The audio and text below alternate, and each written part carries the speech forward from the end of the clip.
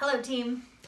I have been pretty open with you that I'm experiencing some pelvic girdle pain during pregnancy. This affects 20% of pregnant people, more common if you've had a baby before or if you have any orthopedic issues or have gained a lot of weight, stuff like that kind of throws your body for a little bit of a loop that we may not quite be strong and stable enough to manage all of this shifting in our bodies. Because our bodies are made to grow and expand, and this pain is an element of that.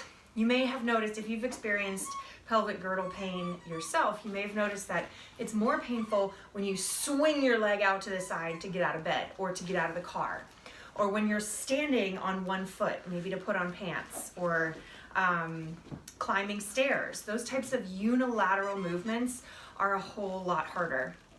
So the last couple weeks I've been diligently rehabbing myself. This is not a condition that is easy to resolve. I often see with my pregnant clients that we can work and it might keep the most severe symptoms at bay, but they might still be having some of their symptoms along the way, and hopefully they resolve after pregnancy, but then sometimes it does linger into postpartum, and then we have a better prognosis, right, about being able to really stabilize and restore that structure so that you're not feeling that type of pain when you move. So I've been working hard on trying to really keep my body strong and try to eliminate as much of that shifting and movement as much as I can. So one of the things I've done is I'm really trying to kind of be aware of when I'm swinging my leg out to the side. I still get out of the car like that, and then I think, oh, I shouldn't have done that. So I'm trying to kind of use the pencil skirt concept as much as I remember to. I don't want anyone to feel like you have to keep your legs together at all times. Like it's really not like that. But when you're weight bearing, that single leg, like wide step can really be irritating to those joints. Another thing I've been doing is going to the gym every day. I can't walk very far. I'm not pushing myself as much as I am used to doing because my pelvis hurts. So what I'm doing at the gym is more rehab-y sorts of exercises. I'm making sure to go every day and spend just a few minutes on these exercises. And you know what? This week I feel better. I'm feeling more stable, more solid in my body, and I wanted to share some of those exercises with you so that if you're experiencing similar aches and pains, you have some tools to go back to. So I'm going to share the top 5 exercises that I've been doing. The bridge, variations of a squat, a deadlift, and quadruped and core stability work, and then a butterfly stretch, which is a little counterintuitive, so we'll explain that when we get to it. So first, I'm gonna use a band. I got this set of fabric straps on Amazon, but you can use one of the elastic bands at the gym or that a previous physical therapist may have given you. And I'm gonna put it around my knees, okay, right above my knees. So when I'm doing this exercise, and any of the ones involving a band, I don't want my feet to be wider than my knees. I don't want my knees to be hurting. If they're kind of painful, you might be using too tight of a band. We want this to be about stability from your hips, not irritation at your knees, okay? So I'm gonna lay on my back,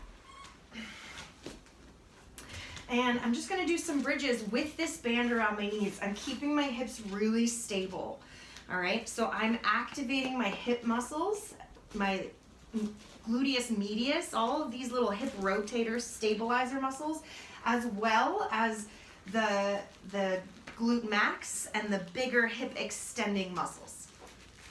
So I'm just getting that gentle pressure towards the outside with my knees. All right, you know what? Let's put you up here. Go on. There you go. Okay.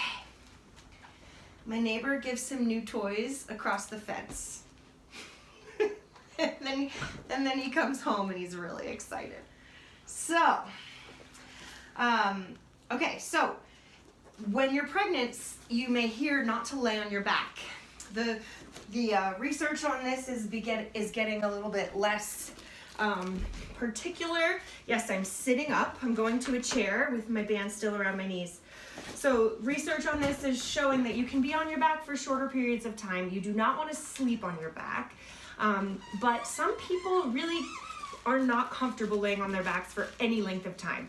If you feel dizzy or like you're getting a headache or nauseous or lightheaded or any of those symptoms that may indicate you're restricting blood flow, please roll to one side and come on up, right? Don't include that exercise.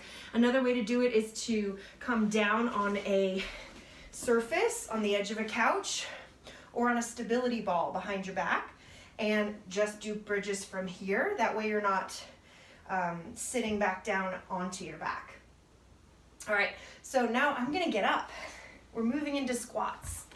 All right, so you can use either a sit to stand or a more traditional air squat movement, right? But again, I'm gently pushing my knees out to the side to keep them stable and aligned. I want them to be on track with my second and third toes as I squat. So a squat is very hip and knee dominant, right? I want all of that coordinating as I come down as though I'm gonna sit in a chair. And if you're having pelvic floor pressure or heaviness, you may want to actually sit in a chair, right?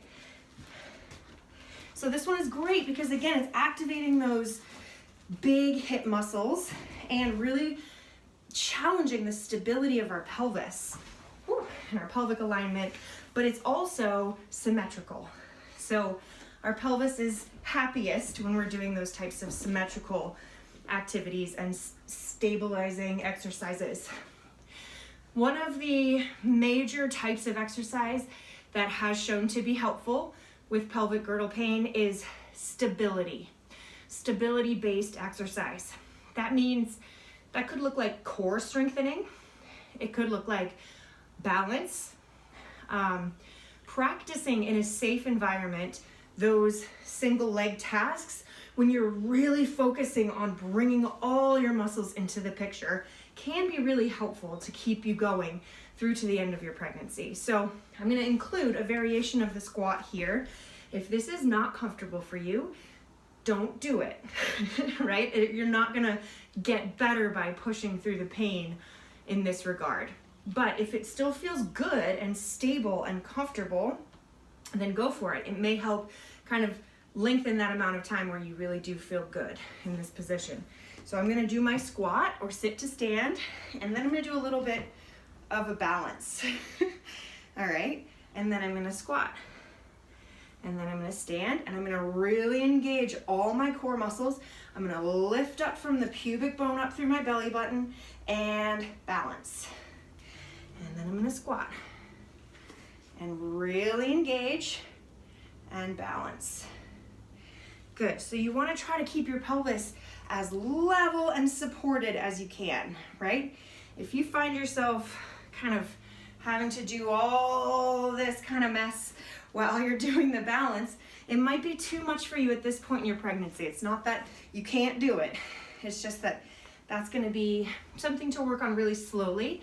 You could try just doing a little heel raise coming to your toe, and then a squat, stand, just shifting your weight to one side or the other. Again, if this is causing pain in your pubic symphysis or your SI joints in the back, take it out of your rotation. All right, if you're feeling good, keep it going as long as you can. All right, now my next, out of the 5 exercises, our next one today is the deadlift. So a deadlift is basically just a hip hinge, reaching down and picking up something heavy, right? So if you have some gallon jugs or some dumbbells, or I don't know, an older child, then go ahead and get it. But even if you don't have those things, just this hip hinge motion, pretending that you're going down to get something heavy with a nice flat spine and lifted chest, and then squeezing through your glutes to get back to the top, that can really be an excellent reminder to your body about the big important muscles that we need to be using. Inhaling down, exhaling up and lifting all those core muscles with me. One thing to notice is that it can be easy to lose those knees, right? So just make sure your feet are stable, your knees are in line with your toes.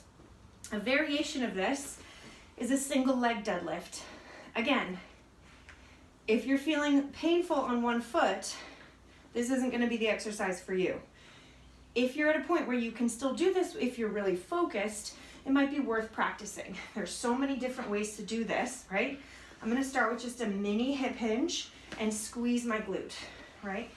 Slide one foot back slightly and then squeeze that base leg to bring myself back up to standing. This is going to be no bigger of a movement than if you were climbing stairs. Okay, I'm going to try the other side. Squeeze through that base leg. Squeeze through the base leg. And then if you're feeling extra good, you can go all the way for a single leg deadlift and then back up. We really want to be focusing on what the core muscles are doing. Keeping our hips pointing straight down. So if my hip bones were headlights, they'd be shining right along the length of my mat. Long spine, squeezing through my glutes.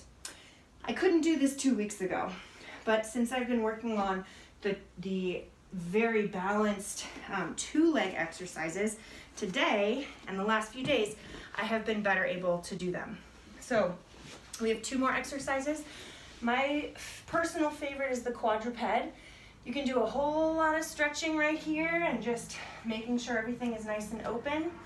And this is another place we can practice that deep core contraction and engagement. We're gonna exhale and lift. And then I'm gonna lift one leg and just bring it straight back behind me. This is a single leg activity. Some days, this is not comfortable for me. And some clients are not able to do this one because it hurts. So if that's you, play with the weight shift idea and maybe just rocking one foot back, but keeping that foot in contact with the ground instead of lifting it. Or maybe just stay in hands and knees and practice your core activation. So as I'm inhaling, I'm filling up, letting everything expand, and as I exhale, I pull everything up from the bottom. Okay, nice long spine. You notice my spine's not moving and my pelvis is not moving. As I lift each leg, I'm not rocking around, I'm just bringing it straight back, keeping everything as stable as possible. Nice. All right, and the last exercise you may not expect. When we have pubic symphysis dysfunction or pelvic girdle pain, we often have tightness in our adductors, which are these inner thigh muscles right here. No, that's not a toy. Not a toy. That's my mat. Here, you chew on that. Okay. So these inner thigh muscles often get tight for a lot of reasons. It could be that we're really working hard to stay stable and we're getting tense on these inner thigh muscles. It could be because our pelvis is shifting and moving outward and our bodies are like doing their best to hold us all together for day-to-day life. So the last one that I really enjoy is a bit of a butterfly stretch, okay? So I'm just gonna recline, I'm gonna put my feet together and let my knees fall out to the sides. So this may be a bit uncomfortable early on, so in that case, I would put a pillow here and here, excuse me, and just rest in this position, see if I can let these muscles go. Even a little bit of foam rolling or gentle massage for yourself on these inner thigh muscles can go a long way. And I also do this one lying on my back, if that's comfortable for you as well. It offers a nice end to the day. All right, those are my top 5 exercises that have really helped me lately, and they've helped numerous clients before I've experienced this in myself. The bridge, squats, deadlifts, core stabilization exercises, and the butterfly stretch. All of those in some variation are really going to challenge those hip muscles and help your body to do what it can to stay really strong throughout your pregnancy. So I hope this is helpful. Let me know if you have had pelvic girdle pain and what was helpful for you. We're always looking for new ideas and tips and tricks along the way. All right, I'll see you out there. High five.